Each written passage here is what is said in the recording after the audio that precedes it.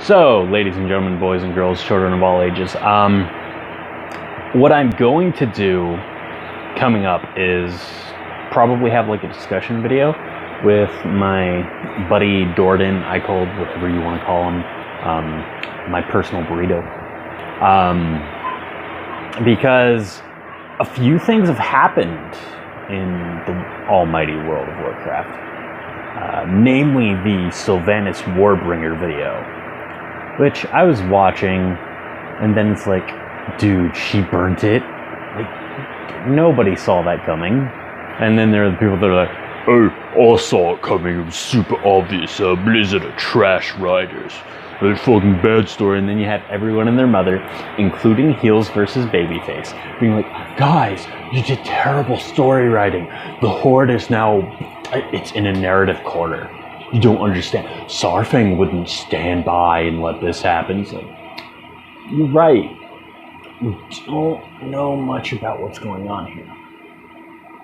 So I'm like, you know what? I'm okay with it. And the more time passed, the more bitching happened, the more death threats went to Christy Golden, which I find, I don't know, kind of funny, because it's like sending death threats to Watcher over it.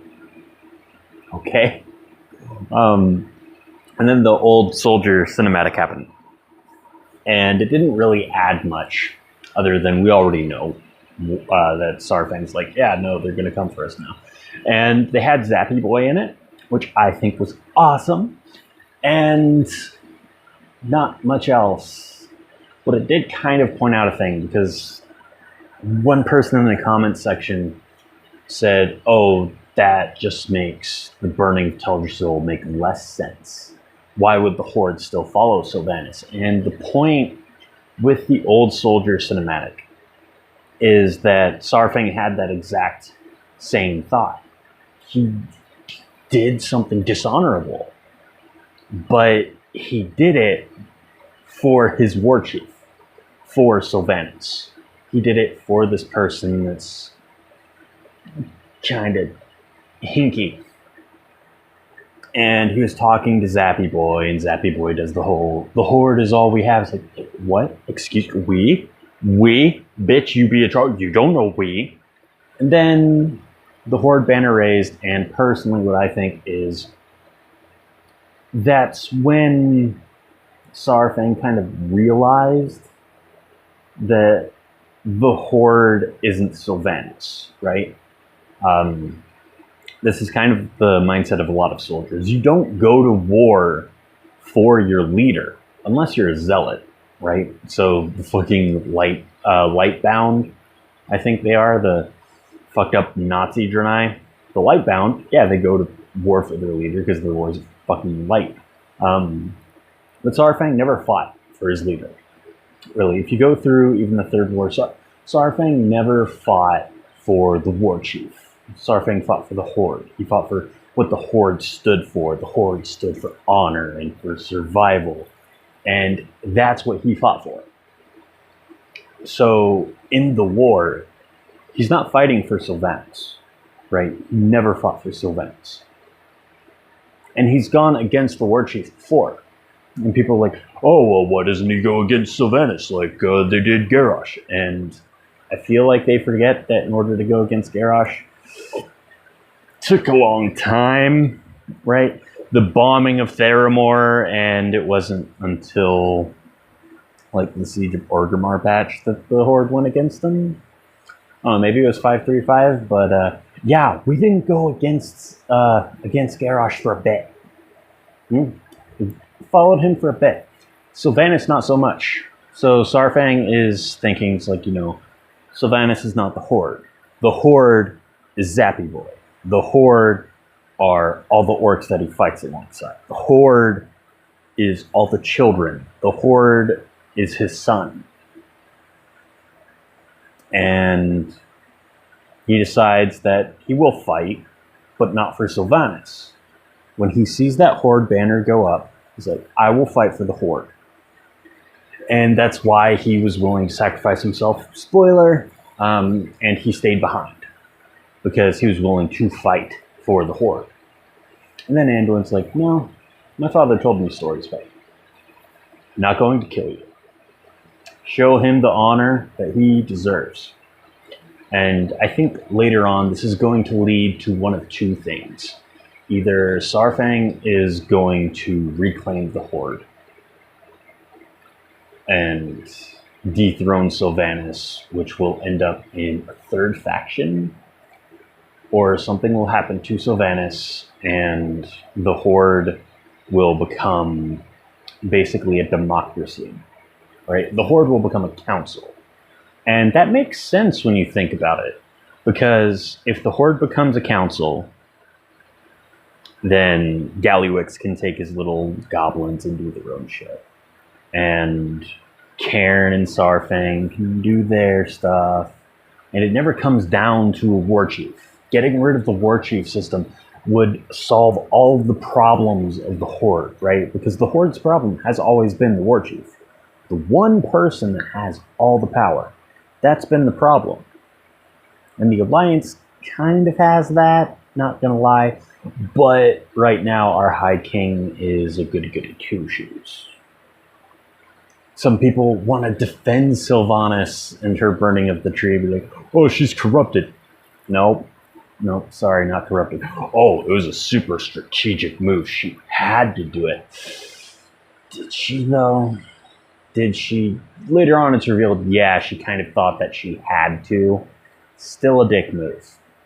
Oh, well, I want to kill their hope, so I must kill the tree. Because obviously taking, thousands of hostages and halting their ability to create Azurite weapons, and thus allowing us to go further in the creation of weapons and increase our defenses and kind of increase our assault power and eventually be able to take over the entire world. Yeah, no, that's okay, that makes more sense. Killing everything, cool. Anyways, I'm okay with that. Sylvanas is evil. Sylvanas has been evil. And I even tried telling this to the person in the comment section. She's like, dude, nothing that she has done in WoW has ever been not evil. She is in the Horde because they're useful. She's killed civilians. She raises undead. She's killed her own people just because they might want to leave and be happy. She's used the plague multiple times despite being told not to. You're like, well, yeah, that's all after Warcraft 3. Her character in Warcraft 3 was really fleshed out. It's like, her character in Warcraft 3? Maiev had more character than fucking Sylvanas in Warcraft 3. Okay, let's go over Warcraft 3. She got raised as a banshee, served the Lich King, found her body, betrayed the Lich King, then worked with a bunch of demons. Yeah, so that works. Anyways, the discussion will probably be about that, along with some of the stuff in the pre-patch and what to expect going into BFA. And I really want to be able to talk to him about it and then talk about future plans, right? I have to start fucking getting ready, right? I need at least 100 potions. I'm going to be logging on Saturday night / Sunday morning, depending on where you're at. Going to get everything set up. It's going to be good. It's going to be happy fun times. Heck, I might even play Hearthstone. I've got some people I need to add on my real ID. After BFA launches, that's going to be fun. I've got my plan set out. I'm going to make a fucking checklist. You think I'm joking? I will legitimately have a checklist prepared for what I'm going to do when I level. I'm in the zones, dude. I was talking to Icult about some of the enemies in Warcraft, and I don't like the Void. The Void's Ajara's the Cthulhu Mythos. You know the most compelling enemy that I'm seeing right now in Battle for Azeroth so far out of the ones that have been shown? The Drust. The Drust are the most compelling. You know why? Because the Lord of the Drust is like, I don't even think there's much lore behind him, but he's fucking awesome. I don't even think it was the Lord of the Drust that was fucking with Jaina on that island. She's just scary, and it's great, and I love that. I love the freaking, like, you know, Salem witch trial, Witcher style, right? I want to see that in a raid. Blizzard will probably give us it, maybe a little mini raid. I'm hoping that they don't just kill off the Drust. I'm hoping that we don't, like, just lose that part of an epic storyline, because I want to figure out where the Drust come from.